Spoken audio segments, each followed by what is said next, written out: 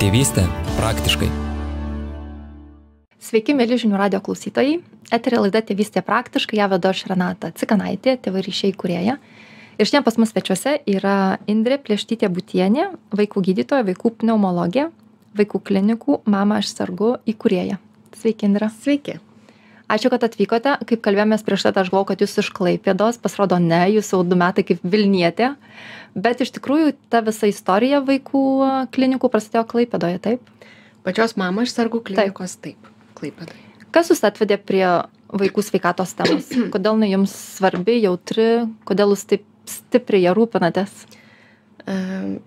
Net negalėjau įsivaizduoti, kad taip aistringai pamilsiu savo darbą ir specialybę, bet matyt pasirinkus būti gydytoja ir pradėjus gydyti vaikus, iš tiesų prieš tai aš net galvojau mesti medicinos studijas, bet kai įstojau į pediatriją, į rezidentūrą, pamačiau, kad kaip aš iš viso galėjau net galvoti, kad mesiu mediciną. Tai nuo pat pirmos dienos niekad nepasigailėjau, kad esu vaikų gydytoja. Na, o kai matai, kad gali padėti, vien tik tylėti ir dirbti paprastą gydytojo darbą, ne man. Teko nemažai keliauti, stažuotis ir supratau, kad galiu kažką daugiau negu tik tai būti paprasta gydytoja.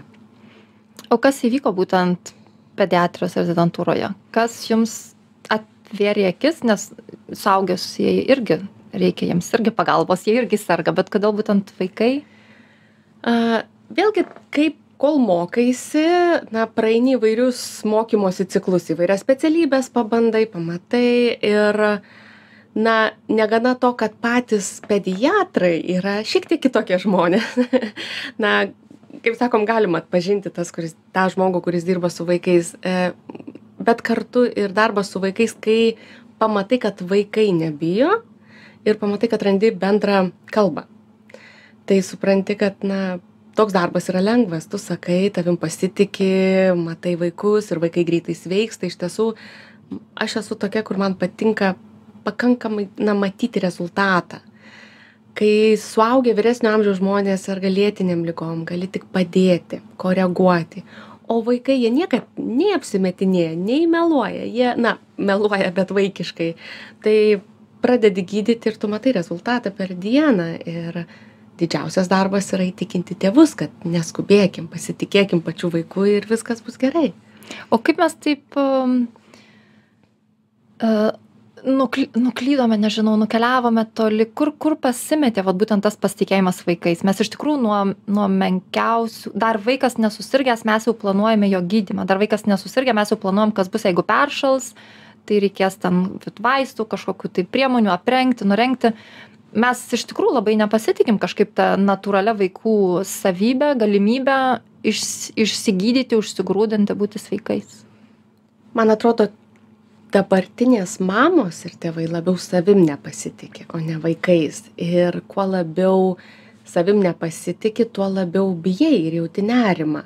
O kai gimsta vaikas, suvokti, kad visam dabar gyvenimui gavai darbą, kuris 24 valandas per parą, kad tu nuo mamos ir tėčio priklauso maža būtybė, kuri ir nėra dar savarankiška, ir tas nerimas ir pagalbos nebuvimas. Aš įsivaizduoju, kaip yra baisu, kai vaikas verkia ir tu net nežinai, kaip padėti. O jeigu pabandai paklausti, sako, tu mama, tu turi žinoti, tu turi viską mokėti, tai tada ne tiek tas atitolimas, kiek didžiulė baimė suklysti, kaip mama. Iš mamų mes reikalaujam, aš daugiau su mamom dirbu, tai apie tėčius ne tiek miniu, bet iš mamos tikimasi, kad ji bus ideali mama. Ir dėl to nesaugumo jausmo, aišku, kenčia vaikai, kad užmaskuoti tą baimę, neduok Dieve susirgs. Nuolat, tai kaimynai, tai močiutės lepteli kažką, o mūsų mamų pasitikėjimas savim yra labai žemas. Reikalavimai savo aukšti, bet kiek besakytumėm, turi būti pakankamai gera mama, tu esi pati geriausia savo vaikui, tai ne visom lengva tai suprasti. Ir tada atrodo lengva, duosim tabletę, paslėpsim, kad vaikui blogai ir galbūt mūsų nesmerks. Kai mama sako, aš bijau, aš sakau, ko jūs bijot? Na, pasakykit garsiai, ko jūs bijot. Tai dažnai, na, kaip sakau, bijot, kad vaikas numirs? Nu, taip nekalbėkit. Na, sakau, vėlgi esam šito žemėje neilgam, bet, sakau, pažiūrėkit, vaikas tikrai nemiršta, laksto, linksmas ir visą, ko dar bijot? Bijom nuvažiuoti į ligoninę arba nueiti pas daktarą, kad mus apibars, kur mes taip ilgai buvom, kodėl taip ilgai laukiam, arba kodėl be reikalo važiavom. Tai yra pasmerkimas mamų iš visų pusių. Kad ir ką bedarytum, niekad neįtiks. Arba per anksti atvažiavai, arba per vėlai. Taip. Ir aišku, ta baimė daro klaidas. Akivaizdžias. Ir aš kaip tik mokau, kad pasiruoškim, kai nerimą garsiai išsakom, tada nerimas dingsta. Tai kaip tik mano noras yra ir ką aš darau, išaiškinti tėvam, kad neišsigąstų tada, kada vaikas suserga ir kad žinotų, ką daryti. Kad žinotų, kas vyksta su vaiku, kad jis turi sirgti, nes jeigu nesirgs, neišmoks pasveikti. Ir kad jie neišsigąstų, kai vaikui, tarkim, pakyla temperatūra. Taip ir apskritai profilaktika tėvų žinių, kaip vaiko sveikata rūpintis yra gerokai svarbiau negu tada, kai ateina jau įsisirgęs. Man labai liūdna, kai ateina, sako, buvom pas 10 specialistų, niekas negali padėti, kas mūsų vaikui blogai. O atrodo, kodėl nebuvo tada, kai sveikas vaikas buvo, mes galėjom apsitarti, kaip jam padėti. Ar mes visi ateiname lygus į šią žemę, lygos būtent atveju? Ar kai kurie iš mūsų ateina jau silpnesni, ar tai iš vis tiesa, ar tiesa, kad kažkaip genai gali įtakoti, ar kažkokios tikriausiai biologiniai faktoriai įtakoja, kokie stiprūs mes ar nesame lygos atžvilgiu? Be abejo, genai labai daug ką lemia. Ir užsimerkti prieš genetiką negalim, tik tai mes turime irgi prisitaikyti prie mokslo laiko ir suvokimo, kad anksčiau buvo kalbama tik apie genetinės ligas. Dabar kalbama, kad mes gimstam su krūva genų, kurių suaktyvinimas gali lemti ligos atsiradimą. Tik tą mygtuką paspaudžia, kad liga pasireikštų aplinkos veiksniai. Tai vadinama ta epigenetika, kad aplinka labai didelę įtaką daro, ar vaikas sirgs viena liga ar kita.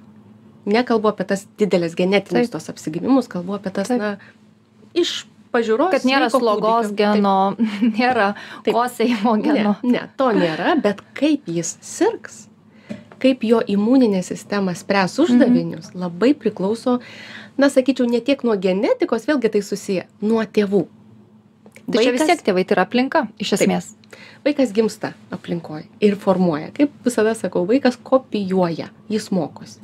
Pasąmoningai, nesąmoningai arba valingai kopijuodamas, bet dažnai vienas iš tėvų, tarkim, kažkas labai, vaikas dažnai serga, sloguoja, paklausus, kuris iš jūsų, mėly tėvai, sirgot. Aš. Ir sako, jis kartoja lygiai taip pat, kaip aš sirgdavau vaikystėje. Tai ko mes norim iš vaiko? Tai yra tiesiog, jis mokosi taip, kaip mokėsi jo tėvai.